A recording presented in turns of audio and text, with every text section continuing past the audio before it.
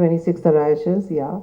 And like I said, it's for a cause. How are we different? We are different because we encourage women entrepreneurs to take part with us who have started small businesses and really become big with us and do great business in every Arayage that we do. The money that they give to take part with us goes directly to Save the Children India, which is Mana's foundation, and which is run by Mana herself personally.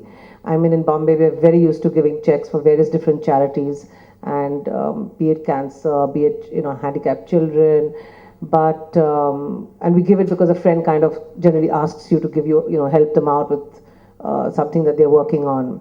But here, this is Mana School, personally, handled by her. And before this, I've worked a lot with her mother, Mrs. Vipla Kadri, who started the school. So I have been in touch with the school for over the last 35 years, I think. Arayash is something that we decided to do. Mana came to me a couple of years ago and said, to raise funds for the school, can we think of something different? At that time, fashion shows, yes, was very much the thing where you called people for a fashion show and sold tickets, and Today, with the fashion weeks, I don't think anybody's interested in fashion shows anymore, and not to pay and come for it for sure. So I gave her this concept of doing this because I used to be on the board of IMC at one point, and I said, let's do something which is on a bigger scale and help women start careers for themselves.